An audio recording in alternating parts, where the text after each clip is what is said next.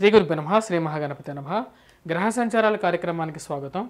మనం చూసినట్లయితే ఇప్పుడు రాబోతున్నటువంటి సంవత్సరంలో ఫిబ్రవరి 12 ఇప్పుడు రాబోతున్నటువంటి నెలలో ఫిబ్రవరి 12వ తారీఖు నుంచి మార్చి 6వ తారీఖు వరకు కుజుడు శుక్రుడు కలయిక అనేది మనకు మకరంలో జరగబోతుంది అన్నమాట.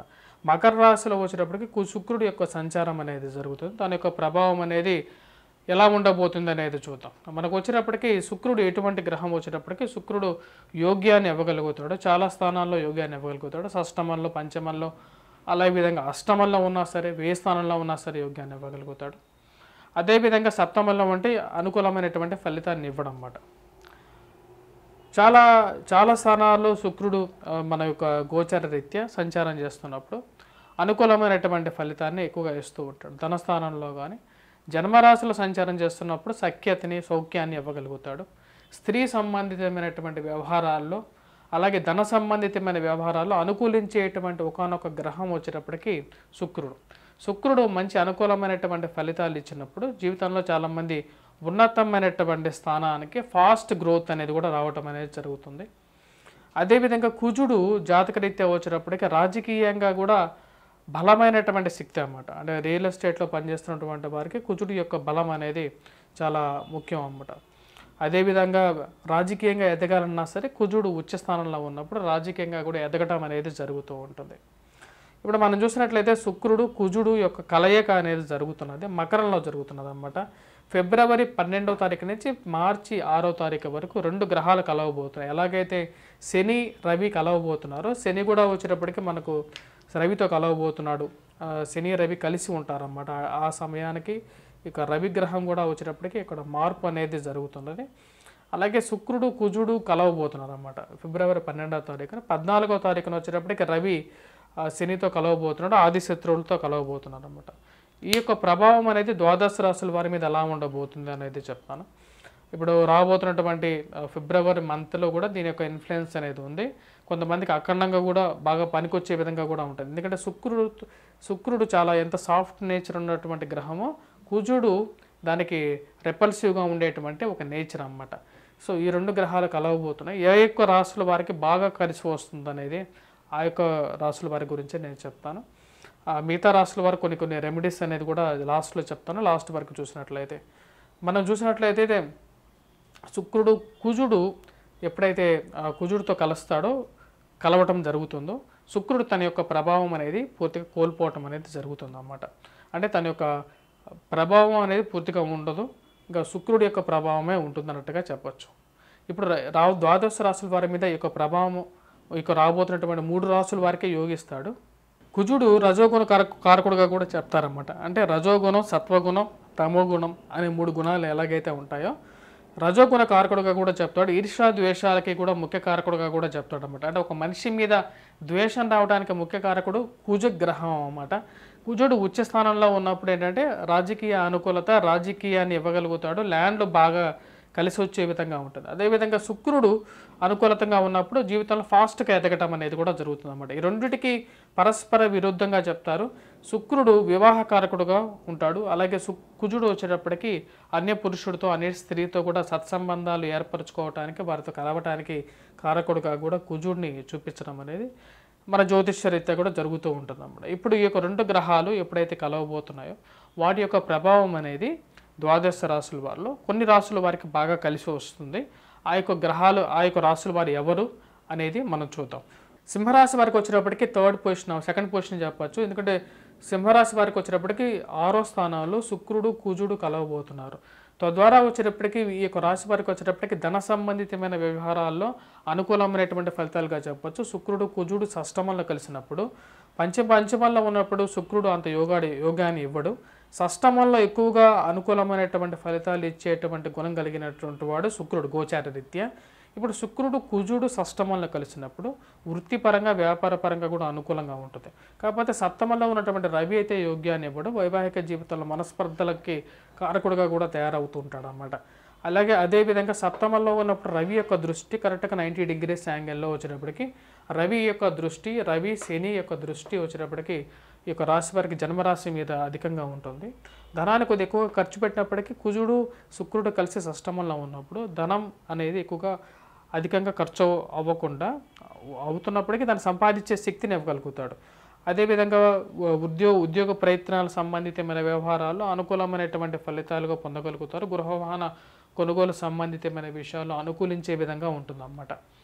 ధన రాబడిని పెంపొందించగలుగుతాడు. నూతన ఉద్యోగ ప్రయత్న సంబంధితమైన వ్యవహారాల్లో ఈ యొక్క రాశి వారికి, సింహరాశి వారికి అనుకూలంగా ఉంటుంది. దూర ప్రాంత ప్రయాణం అనేది సిద్ధిస్తుంది. అదే బంధువులతో ఎక్కువగా గడపడానికి ఆస్కారంగా ఉంది. కాకపోతే ఇక రాశి వారికి సప్తమంలో రవి ఎప్పుడైతే మారుతున్నాడో ఫిబ్రవరి 14వ తారీఖున తన రవి యొక్క దృష్టి రీత్యా వచ్చేటప్పటికి కొద్దిగా ఎక్కువగా ప్రభావం అనేది ఉంటుంది అన్నమాట వీరి మీద. కాకపోతే దాన్ని నలిఫై చేసే విధంగా కుజుడు శుక్రుడు కలయిక షష్టమంలో ఈ యొక్క రాశి వారికి అనుకూలమైనటువంటి ఫలితాన్ని ఇవ్వగలుగుతుంది. ధన సంబంధితమైన వ్యవహారాలను అనుకూలించే విధంగా ఉంటుంది. ప్రయత్న లోపంగా లేకుండా మీరు చేసినట్లయితే ఆరోగ్యపరంగా కూడా చాలా రోజుల నుంచి ఉన్నటువంటి చికాకుల నుంచి కొంచెం విముక్తి అనేది పొందడం అనేది జరుగుతుంది. రియల్ ఎస్టేట్ సంబంధితమైనటువంటి వ్యవహారాలు కానీ, కోర్టు సంబంధితమైన వ్యవహారాలు కానీ ఏవైతే ఉన్నాయో అవి సానుకూలపడుతుంది. పోలీస్ రంగంలో పనిచేస్తున్నటువంటి వారికి కూడా కుజుడు అనుకూలమైనటువంటి స్థానంలో ఉన్నందువలన ప్రమోషన్స్, ఇంక్రిమెంట్స్ విషయాల్లో వెనక్కి చూసుకోవాల్సినటువంటి అవకాశం అనేది ఉండదు. అవి సానుకూలపడే విధంగా ఉంటుందన్నమాట. మంచి అనుకూలమైనటువంటి గ్రహస్థితిగానే చెప్పవచ్చు. సన్మానాలు జరగటానికి, ధనాలను కూడా సమయానికి వచ్చి చేరటానికి కూడా కుజుడు శుక్రుడు కలయిక షష్టమంలో మంచి అనుకూలమైనటువంటి ఫలితాలు ఇవ్వగలుగుతుందన్నమాట. విద్యార్థులకు ఎలా ఉందని చూద్దాం. విద్యార్థులకు వచ్చేటప్పటికి పోటీ పరీక్షల గురించి ఎవరైతే విద్యార్థులు రాస్తున్నారో వారికి కూడా అనుకూలమైనటువంటి కాలంగా చెప్పచ్చు. ఈ యొక్క మధ్యకాలంలో ఫిబ్రవరి 12 నుంచి మార్చి 6వ తారీఖు వరకు మంచి అనుకూలమైనటువంటి గ్రహస్థితిగా చెప్పచ్చు.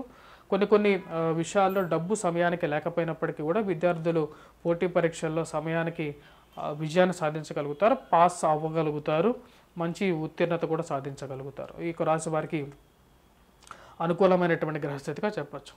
నేను ఇప్పుడు కుజుడు శుక్రుడు ఈ యొక్క కలయిక గురించి చెప్పడం జరిగింది. ఇప్పుడు ద్వాదశ రాశుల వారి మీద మిగతా రాశులు ఎందుకు చెప్పలేదు అంటే మిగతా రాశుల వారికి అంతగా యోగించేటువంటి గ్రహస్థితి కాదన్నమాట. ఇది 3 రాశుల గురించి నేను మెయిన్గా ఫోకస్ చేసి చెప్పడం జరిగింది. మేషరాశి వారికి వచ్చేటప్పటికి మనం గమనించినట్లయితే మేషరాశి వారికి వచ్చేటప్పటికి రవి శుక్రుడు కుజుడు యొక్క కలయిక అనేది అంత యోగ్యకారకంగా లేదన్నమాట.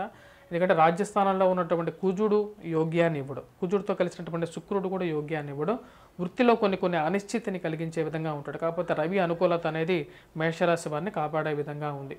అదే వృషభ రాశి వారికి వచ్చేటప్పటికి మనం గమనించినట్లయితే వృషభ రాశి వారికి కూడా అంత అనుకూలమైనటువంటి గ్రహస్థితి కలిగి గోచరించట్లేదు. ముఖ్యంగా చెప్పాలంటే భాగ్యస్థానంలో ఉన్నప్పుడు అంత అనుకూలమైనటువంటి ఫలితాలు ఇవ్వడం, ధనక్షయకారకుడుగా కూడా తయారవుతూ ఉంటాడు వృషభ రాశి వారికి. మరియు అదేవిధంగా మిథున రాశి వారికి మనం గమనించినట్లయితే అష్టమంలోకి కుజుడు చాలా అనుకూలమైనటువంటి ఫలితాలు ఇవ్వడు. ముఖ్యంగా వైవాహిక జీవితంలో మనస్పర్ధలు కలిగించే విధంగా ఉంటాడు కాబట్టి తగు జాగ్రత్తలు అనేవి తీసుకోవాలి. అలాగే ధనక్షయ కారకుడుగా కూడా తయారవుతాడు. ఎందుకంటే కుజుడు యొక్క దృష్టి ధనస్థానం మీద ఉంటుంది. అలాగే చతుర్థ దృష్టి కూడా కలిగి ఉంటాడు కాబట్టి అనుకూలంగా ఉండదు. మిథున రాశి వారికి సెల్ఫ్ డ్రైవింగ్లో కూడా తగు జాగ్రత్తలు అనేవి, ఆరోగ్యపరంగా కూడా జాగ్రత్తలు అనేవి ఈ యొక్క రాశి వారికి జాగ్రత్త అనేది అవసరం. అదేవిధంగా తదుపరి రాశి మనం గమనించినట్లయితే మిథున రాశి వారితో పాటు తదుపరి రాశి అయినటువంటిది కర్కాటక రాశి వారికి అష్టమంలోకి రవి శని, అలాగే సప్తమంలోకి వచ్చేటప్పటికి శుక్రుడు కుజుడు ఇద్దరు అంత అనుకూలమైనటువంటి స్థానంలో లేరు. సో ఈ యొక్క రాశి వారికి కూడా అనుకూలంగా లేదన్నమాట. అందుకనే చెప్పలేదు వారి గురించి కూడా. అదేవిధంగా తదుపరి వచ్చి సింహరాశి వారికి అనుకూలంగా ఉంది. షష్టమంలోకి కుజుడు శుక్రుడు ఇద్దరు యోగకారకమైనటువంటి గ్రహాలుగా చెప్తారన్నమాట. తదుపరి వచ్చేటప్పటికి మనం చూసినట్లయితే కన్యారాశి వారికి పంచమంలో కుజుడు శుక్రుడు యోగకారకమైనటువంటి స్థితిలో లేరు. పంచమంలో కుజుడు ఉన్నప్పుడు పుత్రక్షయకారకుడుగా తయారవుతాడు, ధనాన్ని ఎక్కువగా ఖర్చు పెట్టే విధంగా ఉంటాడు కాబట్టి ఈ యొక్క పరిస్థితి కూడా అంత అనుకూలించే విధంగా గోచరించట్లేదు కాబట్టి చెప్పలేదు. అదేవిధంగా తదుపరి వచ్చేటప్పటికి తులారాశి వారికి చతుర్థంలో ఉన్నటువంటి కుజుడు అంత యోగ్యాన్ని ఇవ్వడం, శుక్రుడు కూడా కలిసినప్పటికీ కూడా కుజుడు యోగ్యాన్ని ఇవ్వడు కాబట్టి పాపగ్రహంతో కలిసినటువంటి శుక్రుడు కూడా తన యొక్క అస్తిత్వాన్ని కోల్పోవటం అనేది జరుగుతుంటుంది. తదుపరి అందుకనే వాళ్ళకి గురించి కూడా చెప్పలేదు. సెల్ఫ్ డ్రైవింగ్లో కూడా చాలా జాగ్రత్తగా ఉండాలి. గృహవాహన కొనుగోలు సంబంధితమైన విషయాల్లో కూడా డాక్యుమెంట్స్ కొనేటప్పుడు జాగ్రత్తగా ఉండాలన్నమాట. తదుపరి వృశ్చిక రాశి వారికి అనుకూలంగా ఉంటుంది కాబట్టి వృశ్చిక రాశికి జన్మరాశి అధిపతి ఉచ్చ స్థానంలో ఉన్నాడు కాబట్టి దాని గురించి చెప్పడం జరిగింది అన్నమాట. తదుపరి రాశి అయినటువంటిది ధనస్సు రాశి వారికి అనుకూలంగా ఉండదు. ధనస్థానంలో ఉన్నటువంటి కుజుడు వల్ల శుక్రుడి వల్ల వచ్చేటప్పటికి ధనం అనేది రావటం ఖర్చు అవ్వటం రెండూ జరుగుతూ ఉంటాయి కాబట్టి ధనస్సు రాశి వారి గురించి ఎక్కువగా నేను చెప్పలేదు. తదుపరి మనం చూసినట్లయితే మకర రాశి వారికి కూడా అంత అనుకూలమైనటువంటి పరిస్థితిగా గోచరించట్లేదు. జన్మరాశిలో కుజుడు శుక్రుడి యొక్క సంచారం అనేది యోగించట్లేదు కాబట్టి చెప్పలేదు అన్నమాట. అలాగే తదుపరి మనం చూసినట్లయితే లాస్ట్ వన్ వచ్చేటప్పటికి మీనరాశి. మీనరాశి వారికి కుంభరాశి వారికి వచ్చేటప్పటికి వేయి స్థానంలో ఉన్నటువంటి కుజుడు శుక్రుడు యోగకారకుడే, కాకపోతే కుజుడితో కలిసినటువంటి శుక్రుడు యోగ్యాన్ని ఇవ్వట్లేదు కాబట్టి దాని గురించి కూడా నేను క్లియర్గా మీకు చెప్పలేదు. ఎందుకంటే అనుకూలమైనటువంటి గ్రహస్థితి కాదు, డబ్బు ఎక్కువ ఖర్చు అయ్యే విధంగా ఉంటుంది, ఆరోగ్య సమస్యలను కూడా క్రియేట్ చేయగలుగుతాడు. అదిగాక జన్మరాశిలో శని రవి సంచారం అనేది కూడా యోగ్యాన్ని ఇవ్వట్లేదు రాబోతున్నటువంటి పీరియడ్. మీనరాశి ఫైనల్గా వచ్చేటప్పటికి వీరికి లాభస్థానంలో ఉన్నటువంటి కుజుడు శుక్రుడు యోగ్యాన్ని ఇస్తాడు కాబట్టి దాని గురించి చెప్పడం జరిగింది. ద్వాదశ రాశుల్లో మిగతా రాశుల వారు ఎవరైతే ఉన్నారో వారు వచ్చేటప్పటికి ముఖ్యంగా కుజగ్రహ కవచాన్ని పఠించడం, సింధూరాన్ని ధరించి అలాగే హనుమాన్ చాలీసా పఠించినట్లయితే అనుకూలమైనటువంటి ఫలితాలు పొందగలుగుతారు. Please do subscribe and share.